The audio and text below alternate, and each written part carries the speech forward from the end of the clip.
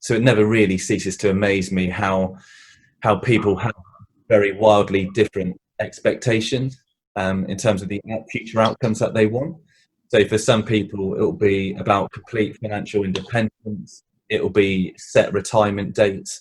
It'll be about passing farming assets on intact, whilst they can retire with independence. Some will want to stay in the farm forever because for control regions and to protect the asset, or so they feel. For others, it will simply be just rather more woolly, really. So no real set. I need to do X, Y, and Z, but simply making the best of what they've got, so that they've got more flexibility and more options later on in life. And certainly when I engage with younger people, if you're in your 30s, 40s, or even 50s, unfortunately in farming, you could be in your 50s and you may still be 20 plus years away from retirement. So you might not know what that looks like, but that doesn't preclude you from trying to make sure that your money's working as hard as it can, that you're taking advantage of any tax opportunities or any other opportunities that may come along, really. Because at the end of the day, if your money's working effectively for you, it just gives you flexibility and options down the line. So it's not necessarily about drawing a line in the sand now. It's about stacking things up to give you the best possible options in the future, really. Okay, if I do some of the kind of checkpoint kind of questions that every farmer should kind of be asking themselves in terms of their personal finances is, for a start, and again, going back to basics, really is looking at all of your payments out. So whether that's coming from the partnership account or coming from your personal account, is sense checking all of those payments.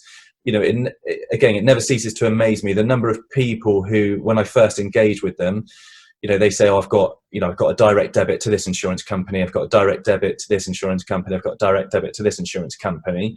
And, they can quite often be fairly sizable amounts, 50, 100, 200 pound a month.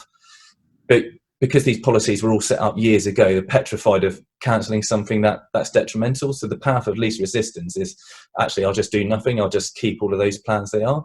But I always use the same terrible analogy. So if there's any of my clients on here, apologies, you would have heard this before. But, if someone knocked on the farmhouse every month and said, "Can I have £150?"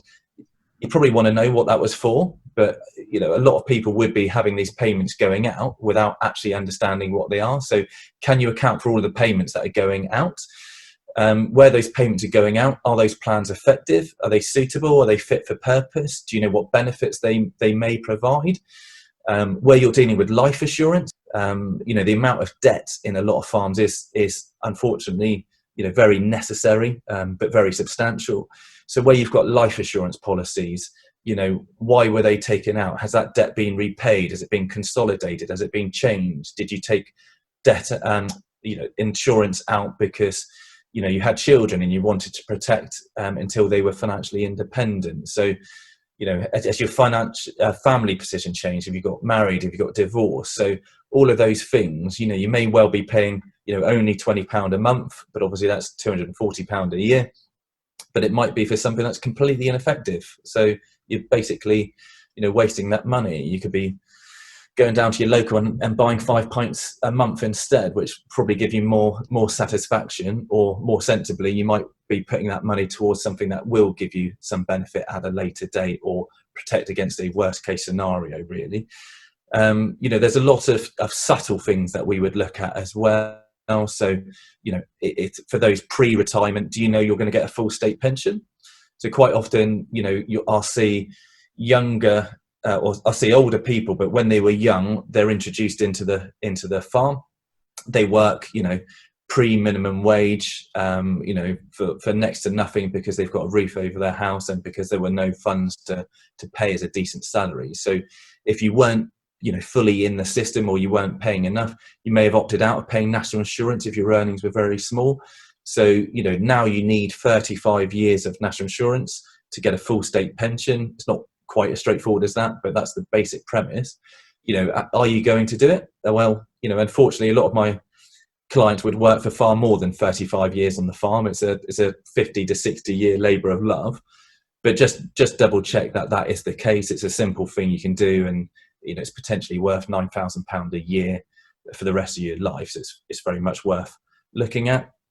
Kind of looking at other bits and pieces. So, I absolutely love working for Old Mill because I've got some incredibly competent technical people around me on the accountancy side and on the tax side. So, trying to kind of link everything together, and then also working with other professionals. So, do you have a lasting power of attorney? Do you have wills? Are they accurate? Are they up to date? Do they take advantage of all the current rules?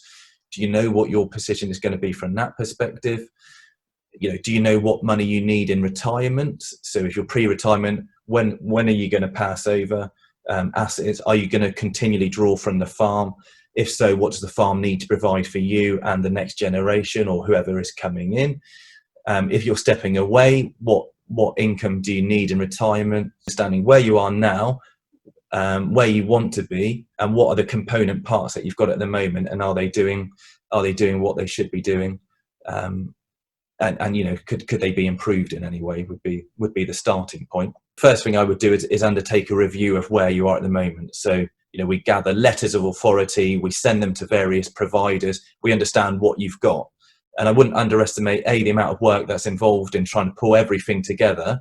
If you've taken out various plans over 30 years, it is going to be a bit of a hodgepodge of different arrangements. And like I said, some will be great, some will be terrible, some will be somewhere in the middle. So trying to sense check what you've got there. But putting that to one side, even if we were kind of starting from scratch, the building blocks should be the same for most people. So, avoiding using personal funds. And I appreciate, as a professional, it's really easy for me to say, store your wealth off farm. It's really easy, save for the future.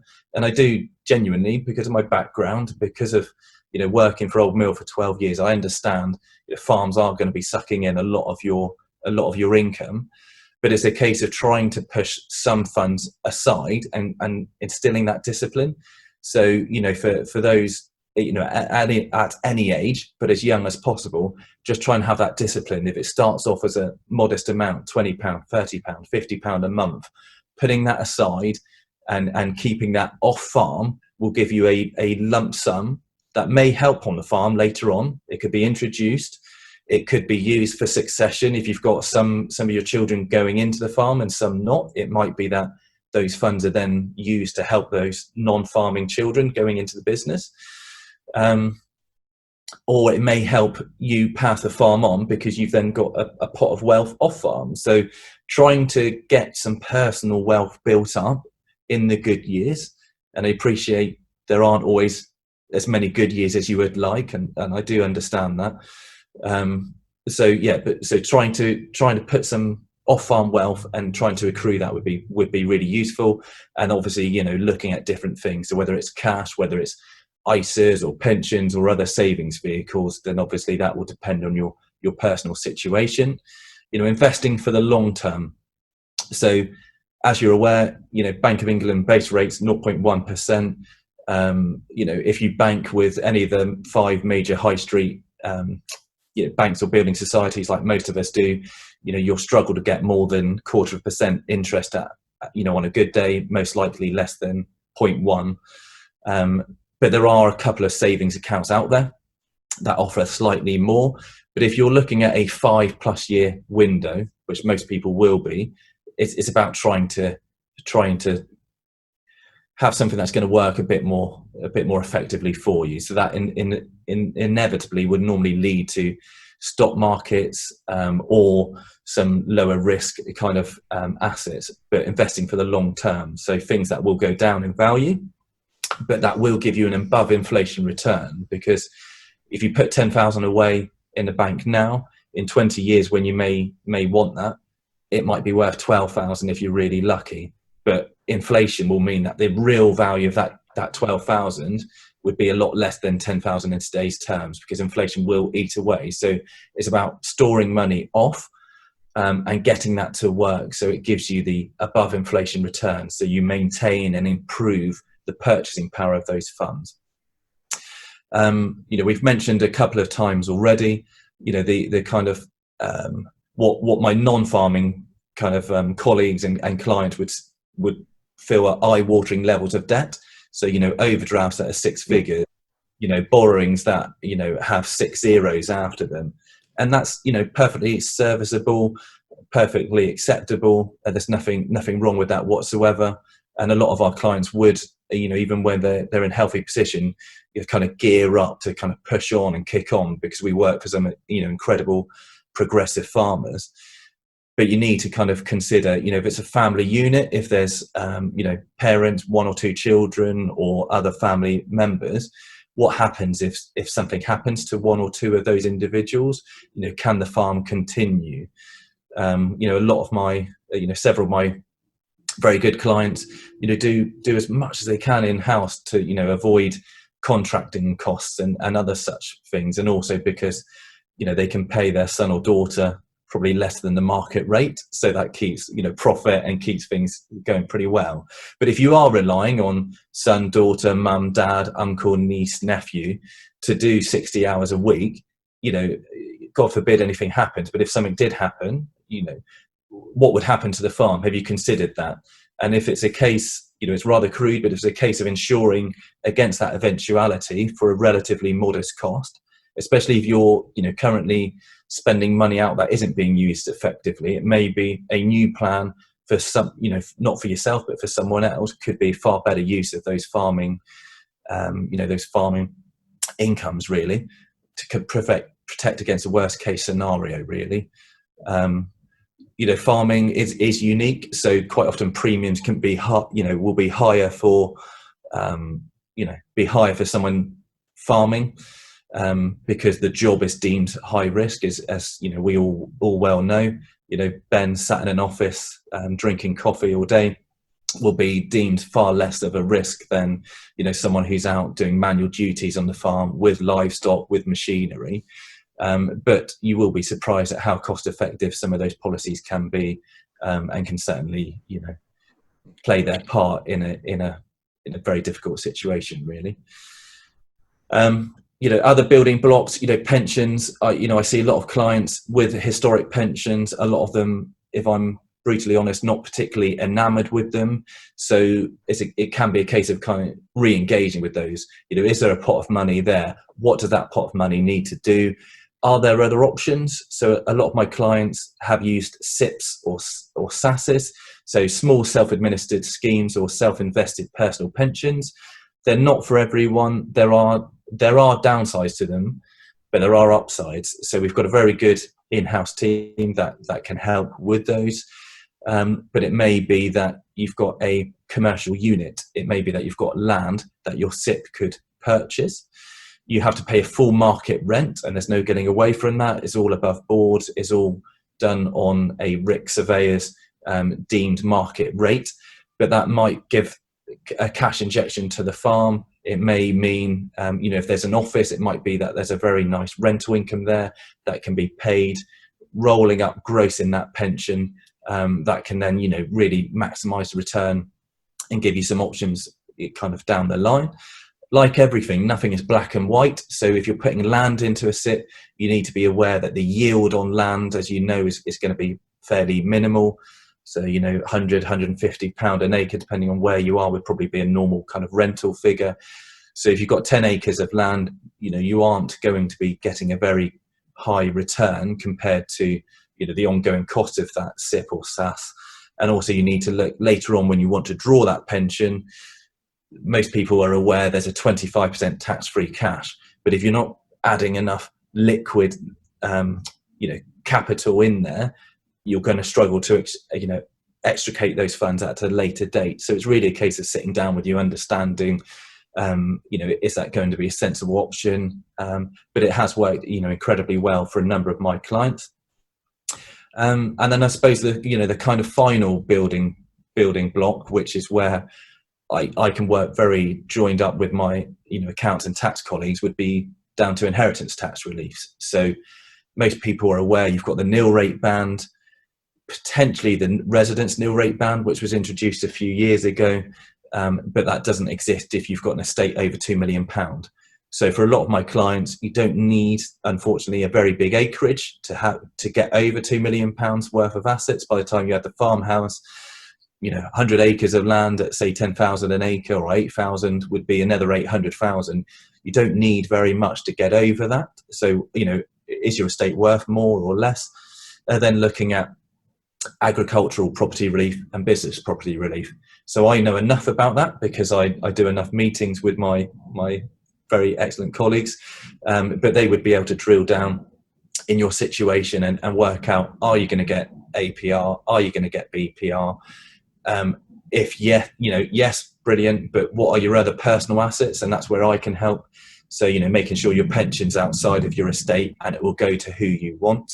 Making sure if you've got cash and savings, what's the exposure there? And then we can look at other options in terms of, gifting, passing assets on, or trying to capture available release with your liquid personal wealth. So they're the basic building blocks. I appreciate that's 10 minutes of me talking at you and everyone else, but they're the kind of things that I would be looking at, or certainly the main things that I would be looking at when first engaging with my clients. Okay, so I think making a plan is the main thing. So I deal with, by personal recommendation, I deal with a few non-farming clients, and for them things are relatively straightforward. So I can cash flow. I can say, you might say to me, Stu, I'm going to retire at 60. You're on X amount a year now, and you with a mortgage paid off and your children being financially independent, if they ever are, then this is the amount of money that you need. And I can fairly rigidly kind of map that. I can cash flow. I can show how achievable or not that is, what return you need on your investments. With farming, it's far more difficult because you don't know what you're going to get paid each year. You don't know what your profits are going to be. You don't know what you're going to extract. In the years you do make good money, there's quite often a tendency to use capital allowances and roll more money forward. But what I can still do is I can do half of that. I can say, from your off-farm wealth, this is what it might provide in the future. So you will get a full state pension. Your spouse will get a full state pension. So that's £18,000 a year of the income that you need. You've got these legacy plans which you should keep where they are. They might provide another 5,000. If we make some changes here and set these arrangements up, these might provide another 5,000. So you've kind of got 30,000. And then with my clients, I would be saying, okay, so this is 30,000. How much do you need in retirement? If it's 50, we've got some blue sky here. So it might be you need to stay in the farm and draw some, have some drawings or some dividends. It may be that the next generation buy you out and enough to give you the capital that you need to provide that income or that, drawdown for that pot. Or it might be that we could do some, draw more now to build up a pot to get that kind of blue sky. So, having a plan and sticking with it and regularly reviewing that with me, with your accountant, with your farm consultant, if you've got one, and try and pull everything together there. Kind of understanding what you've got and kind of setting a kind of your own scorecard. So this will be independent to you. So what does this need to provide for you? How do you benchmark success? What does that look like? And then we can work with that, with the plan, and put the two together to make sure you're ticking those bits off. So, whether it's, I'm going to continue in my farm, my son or daughter is going to take on the farm, but I've got 3 siblings. So what do we do with the other 2? Well, realistically, that person taking on the farm can't afford to strip X hundreds of thousands out, when we're gone, to pass it on. But I would like money in the next 10 years to give 50,000 to those other 2 children to allow them on the property ladder. And it's not, when it comes to succession, it's not always, certainly in farming, a case of being equal. It's about being fair. So equal might be everyone gets exactly the same, but it might be someone takes the farm on, but with the liabilities and with the hassle and with the tie. But it might be that actually, if I can give enough money for my other children to start on the property ladder 30 years earlier, and they are, there's a time value to that money. So it means that they get on the ladder earlier, they need less of a mortgage. That might be worth more than a bigger sum much later down the line. It's about being open to ideas. So we work with, predominantly very progressive, very forward thinking, clients, and that's where we get excited, and we help, and we come with some great outcomes. So being open to ideas, diversifying. I know that's a kind of been a buzzword for 10 years, and it's really easy for professionals to say just diversify. It's easy, but if your farm doesn't lend itself to it, that's not straightforward. But that doesn't mean you need to set up a solar park or holiday lets. It might be those things, but it's also a case of like I said earlier, stripping money out. Your diversity is the fact that you've got pensions, you've got investments that are working hard for you. So if the beef price falls, that might mean your income's really low for the next couple of years, but it might have no correlation whatsoever with what's happening in the stock market. So this year's been terrible. 2019 was a great year for stock markets, and you might have seen 10 or 12% growth in those funds. But beef price last year, or price of lamb or pig, milk price, whatever it is, might be low, but that might not have any correlation whatsoever. So diversifying your assets, will give you better opportunity. Getting professional advice. So whether that's me, whether that's a decent solicitor drawing up a very sensible will, rather than a pack you pick up from WH Smith, or you write and use as a bookmark for the rest of your life, and then the children drag out afterwards and it's not been signed correctly and everything else. So advice is very much should be giving you far more than what you pay for that advice. So getting the right advice from a financial planner, from a solicitor, from an accountant, and from a tax advisor. And I'm very fortunate. Again, we work with hundreds of farmers. A lot of the time our accountants are their go-to kind of counsellor for advice on the farm, and I dovetail very, very nicely with that. Have some input, have some independent thought as well, where I'm sometimes slightly more removed, and we can then have in normal times we can have a sensible conversation around your farm table. It might be over a computer screen like it is at the moment, but that we can help you make more informed decisions that can really assist going forwards. Money in the bank is going to be earning you next to nothing. There might be a very good reason for that. So if there's nothing wrong with that, absolutely fine. If you've got money in the bank and you want it there, either as a rainy day fund, or because you have a building project, or there's a need for that money to stay liquid and safe, then it's a case of making sure it's earning a rate of interest that's acceptable. We need to accept that savings rates are awful, but there's a difference between using your high street bank earning 0.1% and earning 1.25%. So there are some savings accounts out there that can still give you a return. And if it's 100,000 that you need on deposit for 12 months, if you can earn £1,100 of gross interest, that's got to be a lot better than earning next to nothing, or nothing, completely nothing, which would be the case there. So making sure those savings are working effectively for you. At the moment, National Savings and Interest, NS&I, who a lot of my clients would know from premium bonds, are still paying market leading rates.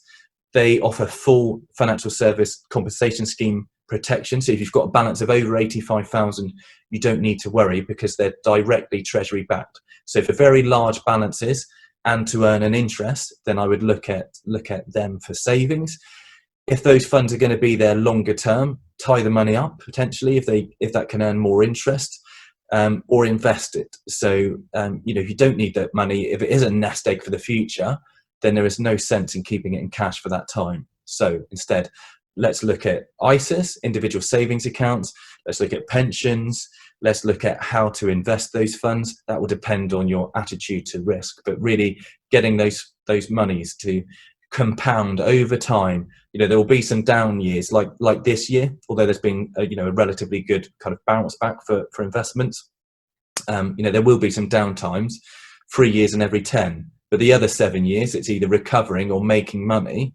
And the old adage, money makes money, comes from the fact that if you can squirrel money away and let it do its thing and it's sensibly invested, then that will give you further kind of opportunities down the line. Look at tax, the limited, to be blunt, number of tax opportunities that are available. So pensions, you get tax relief going in. If you've got a company, you can make company contributions within set criteria. that will reduce your corporation tax liability. So at worst, you're getting a 19% saving or a 20% uplift. It might be much more, and there's other factors there in terms of the kind of tax savings there. So they would be the kind of the main 4 or 5 kind of opportunities available. You can also look at other things such as trust if there's inheritance tax savings there, but that's probably part of a much bigger plan there. There's three things at play here. So you have an annual allowance, which for the last 4 years has been 40,000 a year, which, let's be honest, doesn't affect significant a number of us, but sometimes you might come into money, you might have a huge bonus, it might be, might have sold up, and therefore that be a year where you've got loads of profit, so you might want to make a huge contribution in the year you retire or such like. So there is an annual allowance, which is the maximum you or anyone on your behalf, i.e. a business, can pay into the pension. If you haven't used, so you use this year's 40,000 first, and then you can go back 3 years if you've had a pension in place and use any unused allowance in those years. So if you had a pension that you set up 20 years ago, you paid in for 10 years and then you stopped, you would be able to go back for the previous 3 years and potentially make a contribution of up to 160,000. You are limited, however, from a personal contribution to 100% of your pensionable earnings. So it's all very well saying you could put up to 40,000 in, but if you're taking a salary or your share of partnership profit is £10,000, that's the maximum gross contribution that you can pay and get tax relief in. So it's 100% of your pensionable earnings, or £3,600 gross if that's less. And that's quite useful sometimes where you have no earnings. You could still put in that £300 gross a month into a pension. Or if you want to make a contribution to children or grandchildren where they have no earnings, as a parent or grandparent, you can do that to build up their pot for the future, which is a nice legacy. For those of our clients who have companies, you've got that 40,000, because the company's getting the tax relief. There is no impact on pensionable earnings because it's the company getting the tax relief. So a company can pay up to 40,000, provided it fits within the wholly and exclusively rules and it's in keeping. So again, your accountant can talk to you about that. The advantage there is the company is saving 19% corporation tax. But it's not only that. Where you've got a company, the company pays corporation tax, but then to get that money into your hand, it either needs to pay a salary, which will be subject to income tax on the recipient. There may be national insurance both from an employer and an employee, or alternatively, it pays a dividend to you. And again, dividends, due to changes in the last couple of years, are likely to be taxed at 7.5% as a minimum. So the kind of saving of a company paying a contribution, you could argue would be a minimum of 26.5%. So again, you can get money into the pension. Just remember, the pension isn't completely tax-free. When you draw it out, you have a 25% tax-free cash. The remaining 3/4 is subject to tax at your marginal rate. But again, there's, with me, with your accountant, there are some potential opportunities. So this year I've got a couple of clients who've stepped away from their farm. They're pre-state pension age, so they've got no income. So they can take 12,500 from their pension, even if they don't need it, but it's free of income tax because it's just using their personal allowance. That might be that they then take it out.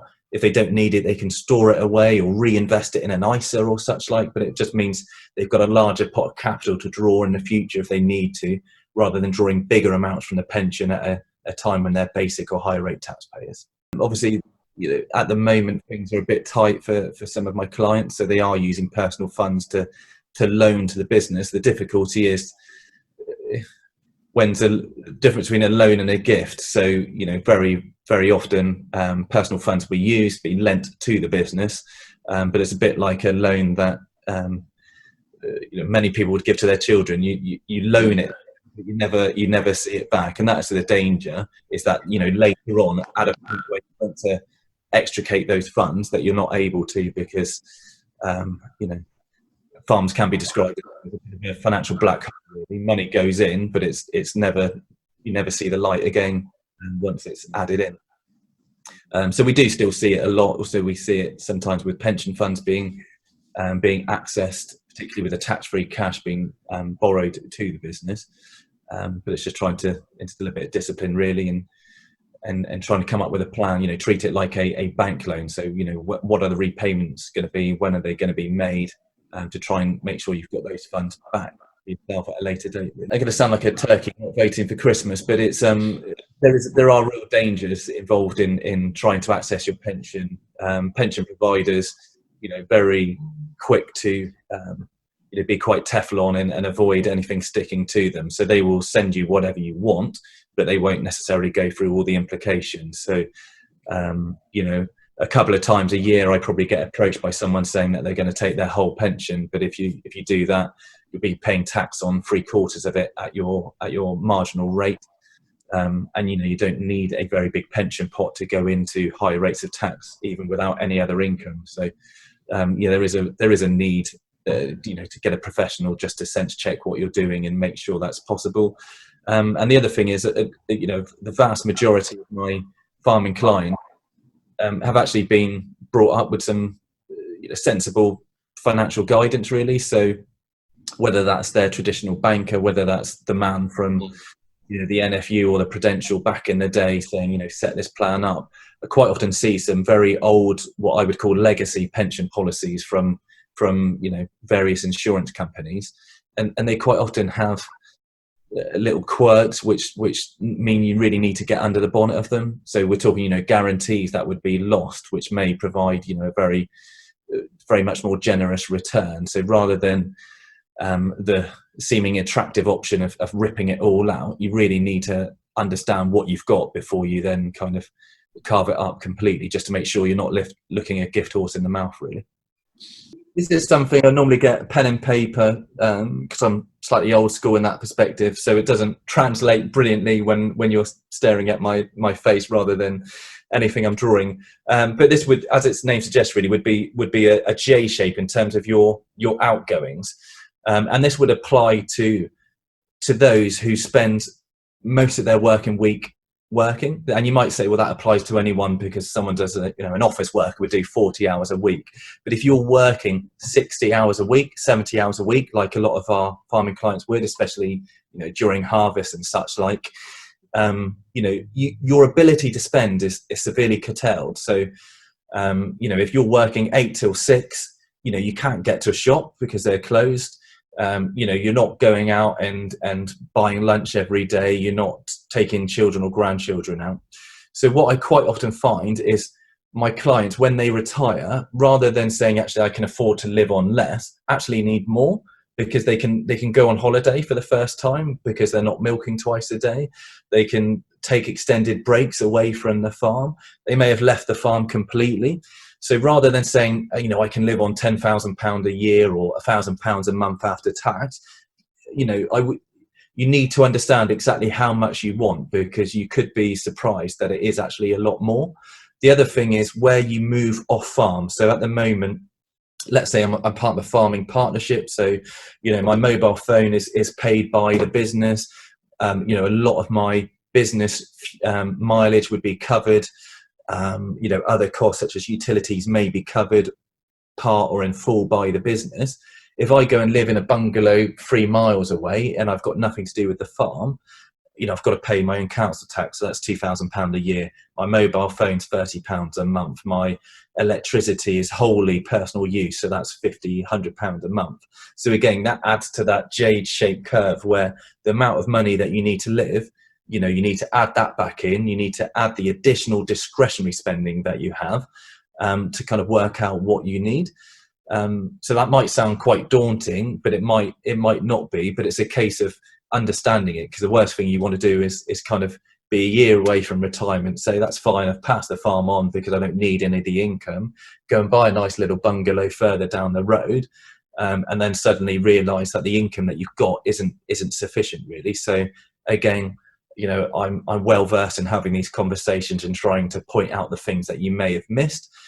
You may have a good handle on it anyway, which is great, but just again, understanding what your number is so that you can kind of go in with your eyes open and it might be actually that's not quite enough, or I need to wait until I get my state pension because that will give me the 9,000 that I'm short of at the moment, or whatever it is.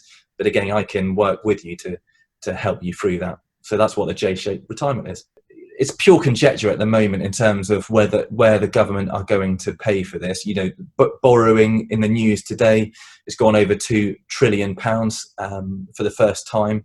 So obviously the debt burden is over 100% of GDP. So 100% of the country or the UK's output for a whole year is currently what we're borrowing. So that is obviously huge. And there will be a day of reckoning. Obviously things are in a fairly precarious state at the moment, so how quickly and how aggressively things are kind of changed to pay and rebalance the books is unknown. So we're talking politics, I'm going to give you a politician's answer and say I don't know. All I would say is, we kind of know where the rules are at the moment, so we can make decisions based on where things are at the moment, with as much flexibility as possible. The rug can always be pulled, but that can happen at any point. So we know where the rules are at the moment. We know where the reliefs are at the moment. We know what the landscape looks like. I think there is a good chance that either inheritance tax or capital gains tax potentially changes in the future. Interestingly, again, if you are sad enough to follow these kind of things like I do, there were record receipts in 2019 for capital gains tax. I think £39 billion. But there are kind of rumours kicking around that there could be changes to capital gains tax. So why might that make a difference? It's sometimes misunderstood. But if you gift assets away, that would lead to a capital gain, even though you're giving it to your son, daughter, niece, nephew, friend, whoever, and you're not getting any money. That can be a trigger for capital gains. So if it's a rental property that you've got, you might give it away, have the pleasure of losing the rental income forevermore from that, and be faced with a tax liability. Potentially some planning opportunities around. And capital gains tax rates are low compared to income tax rates. So for shares and non-property assets, they're at 10 and 20% if you go above your annual exemption. For property assets, they are at 18 and 28%. But again, with the right tax advice from my colleagues, we can work out what you might be able to give away and what reliefs may or may not be available. From an inheritance tax perspective, the nil rate band has been at 325,000 for the whole time I've been at Old Mill. I can't see that changing. The residence nil rate band has kicked in, which might give relief of up to £1 million on estates under 2 million. But again, in certain circumstances, and like everything, it's not quite as straightforward as one might hope. But I would say, now is a good time. So, maybe asset prices are slightly reduced. So, there's some talk that land prices have fallen slightly. Be interesting to see what happens with the agriculture bill and any further changes to basic payments and the effect that may or may not have on land prices. Although certainly, maybe it's a Southwest thing, but there's still a huge appetite amongst my clients to buy land, and any of my clients selling land have certainly not struggled for either price or timeliness in terms of getting what they want in a timely fashion. But maybe now is a good time to look at things if things are slightly suppressed, to say actually, can we what can we do now whilst those tax liabilities might not be quite as high, and whilst we know where things are. So typically, and I would strongly caveat that we can lobby Parliament, but we're not in Parliament, so we can't ever say. But quite often rules are set at the moment. So if you do something in good faith now, that should put you in good stead. There is always a chance of retrospective changes taking place, but cracking on whilst you can and making those changes would be sensible. I think the other kind of rumour doing the rounds at the moment, and it very well may come to nothing, would be about pension tax relief. So for those in the accumulation stage and those lucky enough to be high rate taxpayers, and I appreciate our accountants do a good job in terms of minimizing your tax liabilities anyway, so this won't apply to everyone. But if you are a higher rate taxpayer, maybe because you've got off-farm wealth or other sources of income, making pension contributions now whilst you can get tax relief at your highest rate, so 40% if you're a higher rate taxpayer. To use a farming adage, you might want to make hay while the sun is out on that one, just in case there's a future change down the line. So politically, it would be difficult to argue, rightly or wrongly, against reducing pension tax relief maybe to a flat rate of 25%. So it's above basic rate. So, Joe Public and basically taxpayers see a big benefit, but that would save the exchequer, literally tens of billions of pounds every year on that. So, certainly taking advantage while you can on that would seem to make sense.